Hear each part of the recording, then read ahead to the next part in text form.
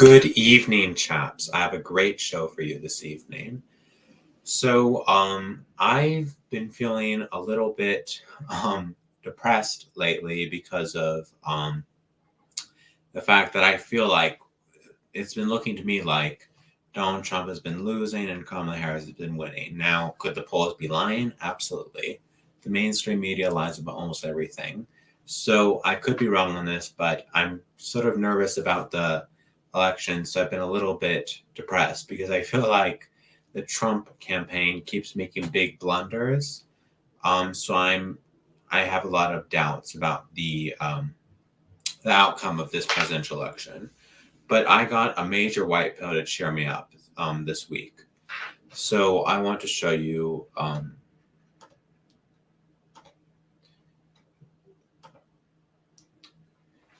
Disney leadership reportedly put a large part of the failure of Lightyear down to the same-sex kiss. Continuous notes were then given to animators to make Riley come across as less gay in Inside Out 2. All right, so this shows that our boycotts and are talking about this.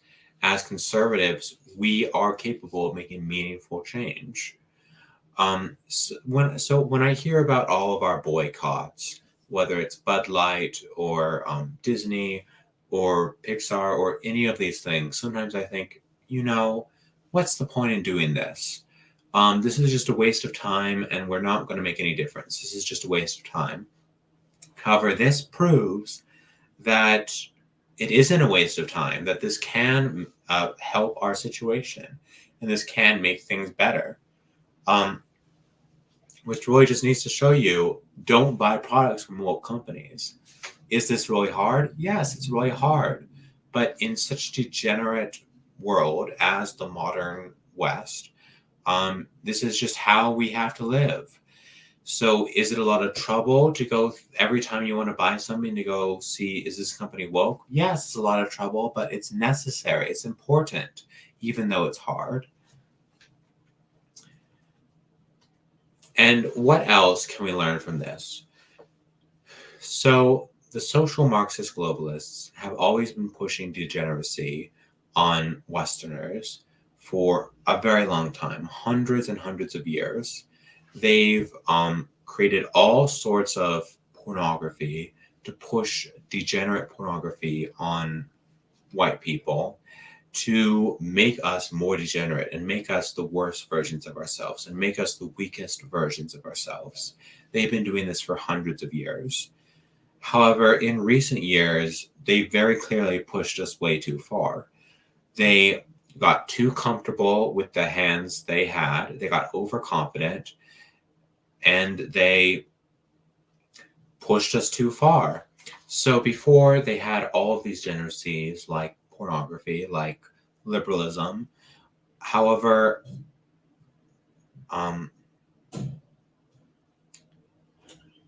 they've very clearly realized that, well, they believed that the white people were on their last limbs. They could do whatever they want to truly destroy any last bits of decency in the white community. So promoting homosexual marriage, promoting transvestitism, promoting homosexual sodomy, promoting contraceptives, the sex revolution, and all of this brazen anti-white racism, policies that openly discriminate against white people, like affirmative action, like racial-based hiring practices that are against white people. So they very clearly got overconfident. And this proves that they're realizing that they pushed us too far. They got very comfortable and said, white people have become very weak and submissive to us. So we can we've already ruined most of their minds with pornography. So we can put homosexual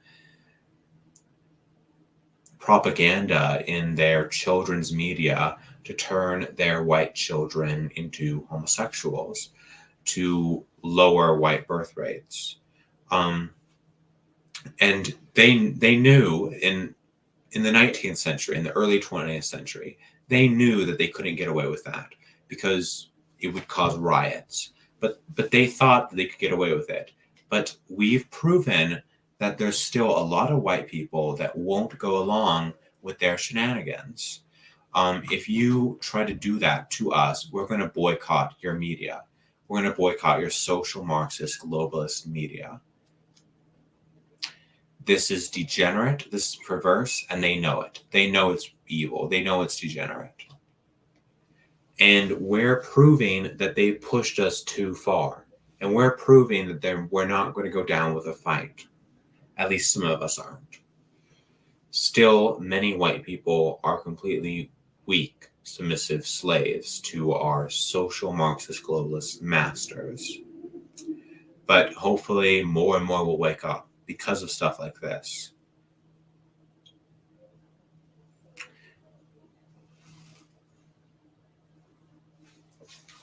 And quite frankly, I wonder if maybe it would be a good thing if they left this sort of stuff in Disney, because then it would push more and more white people way too far to wake up to who's really ruling over them and who's really oppressing them and who's really trying to exterminate them.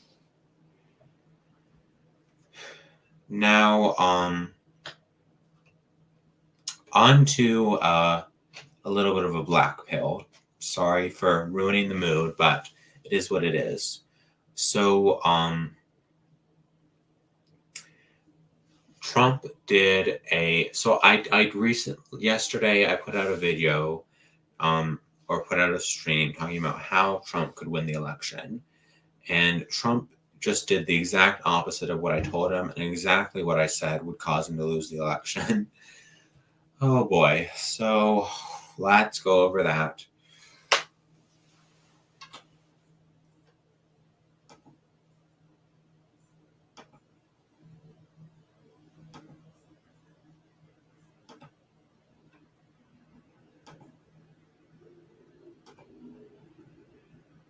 I became president of the United States and was the best president ever for Israel and for the Jewish people by far. Nobody was close. I gave them Golan Heights. I gave them the Abraham Accords. I recognized the capital of Israel and opened the embassy in Jerusalem. And most importantly of all, I terminated the Iran nuclear deal, which was the worst deal ever made in the history of Israel, in the history of the Middle East. I was there 4 years, gave them billions and billions of dollars. I was the best friend Israel ever had.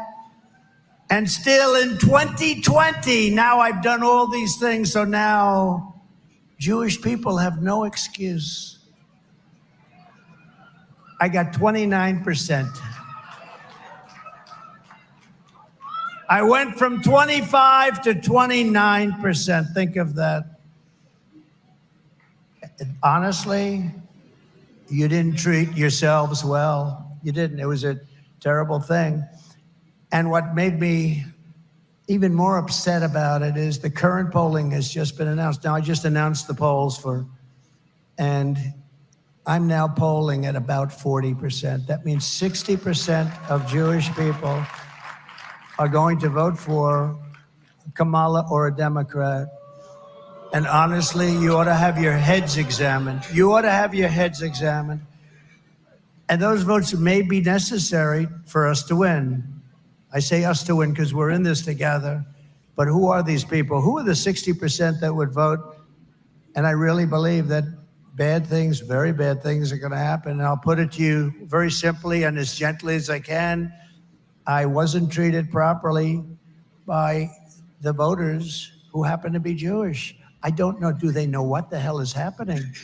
If I don't win this election, and the Jewish people would really have a lot to do with that if that happens, because at 40%, that means 60% of the people are voting for the enemy. Israel, in my opinion, will cease to exist within 2 years. And I believe I'm 100% right. You know, there's a hat that comes out, Trump was right about everything, and I believe I'm right. and that's a hell of a thing to say, but I believe I'm right. If I do win, Israel will be safe and secured. We will stop the toxic poison of anti-Semitism from spreading here. All over America, it's spreading. It's spreading like it's never spread before. I've never seen anything like it. I really believe it would be obliteration, and it'll happen quickly, too. It's very close to happening. With your vote, we will reject anti-Semitism in our schools, reject it in our foreign policy. We will reject it in our immigration system. But all of that starts with rejecting Kamala Harris at the ballot box. All right. So, this is if Trump wants to lose this election and Trump wants to lose in a landslide, this is what he should be doing. That video was so cringe and so awful. I don't even. It's unbelievable. So, first off, Hillary Clinton was morally reprehensible and disgusting on foreign policy. She said she would do a no-fly zone in Syria. She wanted to endlessly bomb all of the Middle East. You couldn't name a country she didn't want the U.S. to invade. She wanted to do war throughout all of the Middle East. She wanted to create extreme tension between Russia and quite likely cause what would become a World War III with Russia. She wanted to do all sorts of wars for Israel in the Middle East. She wanted to blow up Arab civilians. She was just totally awful on foreign policy. So what did Trump do? What did he do? He had better policy than her a lot of the time. In the debate, he said, no, we're not going to do a no-fly zone over Syria, and we're not going to fight ISIS in the Middle East or Syria. Russia is fighting ISIS in Syria, so we need to pull our troops out of Syria and let Russia fight ISIS. Mega-based. He said he's going to pull our troops out of Afghanistan. Mega-based. He said the Iran war was a mistake and mega-based. So what he would do was he would say, she was for the war. I was against it. Mega-based. Great selling point. That's a great way to get people to vote for you. And I think that really helped him win that election. Wow, that ain't it, Chief. And just to clarify, so when people hear me criticize Trump and give harsh criticism of Trump, some people might think I'm rooting for Kamala Harris. No, absolutely not. I hate Kamala Harris. She's awful. Believe me, I want Kamala Harris to lose, and I want Donald Trump to be victorious. I want Kamala Harris to be vanquished. And this is why I think this is important, because I think Donald Trump's political strategy and his campaign has some really big problems with it. So I'm giving him constructive criticism so he can do better and so he can win like I want him to. Now, so what could he do now? So just like Hillary Clinton, Kamala Harris and Joe Biden are terrible on Middle Eastern policy.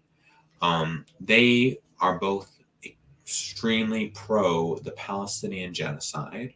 They're both huge mega Zionists. They want to scoop the food out of your children's mouth and give it to Israeli children. They want to put Israel first and America last. They want to kill every Palestinian civilian on earth. They're awful. They're awful. And so Trump could do the same thing he did in 2016. He could say, we need to pull our foreign aid out of Israel and let Israel fight the war for itself.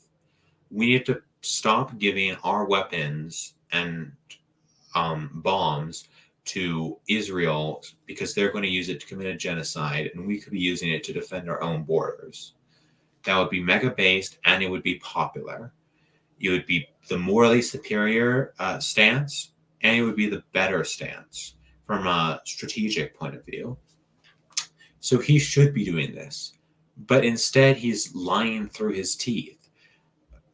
Israel would be dead in 2 years if Kamala Harris wins. Oy vey, Kamala Harris is the most pro-Israel person alive on the planet. Kamala Harris is the biggest Shabbos goy in the world. Of course she would support Israel. Of course she would give Israel all of our tax money and all of our weapons. This is who she is. So just complete poppycock. Do you know what would be a great way to win this election? Trump should run ads saying, if you're with Kamala Harris, you're with Dick Cheney. If you're with me, you're against Dick Cheney. He would win the election if he did that. If that was the main heart of his campaign and those were what his ads were about, he would win the election. Dick Cheney he's so evil. I'm struggling to describe him. Believe me, Dick Cheney is a pure evil monster. He's a less than human, pure evil monster. So if you're on Dick Cheney's side, there's something wrong with you. I mean, it's not, and Kamala Harris isn't on the Bush presidency side for the base things they were campaigning for during the 2000s, like making a amendment to the Constitution to make for traditional marriage. She's with them for the cocked reasons, for being super Zionists, for being horrible in Middle Eastern policy, for being cocked, for being puppets, for being social Marxist globalist puppets.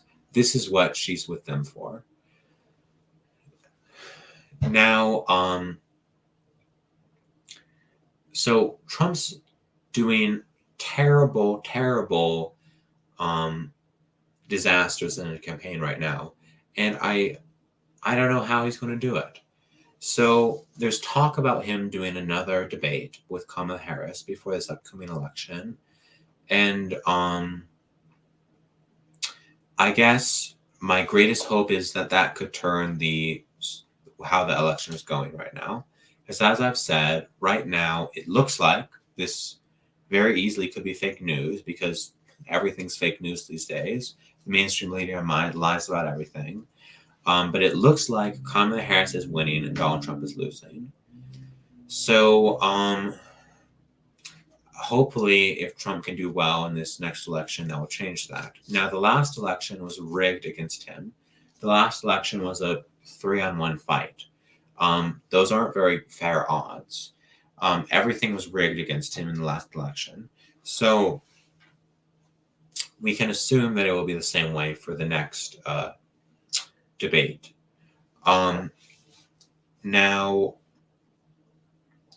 could Trump win a debate that's rigged against him? It would be hard, but who knows? I guess we can just hope for the best. I think if Trump can really bring back some of his 2016 energy, some of his 2016 charisma, some of his 2016 based policies, that would really help him. And that's the best way I could see him winning this election. I think if he does that, he'll win this election. However, he's not doing that very well at the moment with stuff like that. So hopefully he'll get better.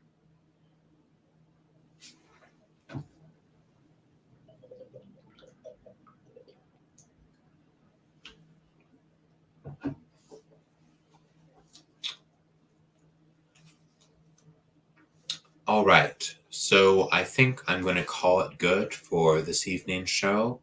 And hopefully I'll get another show out for you soon.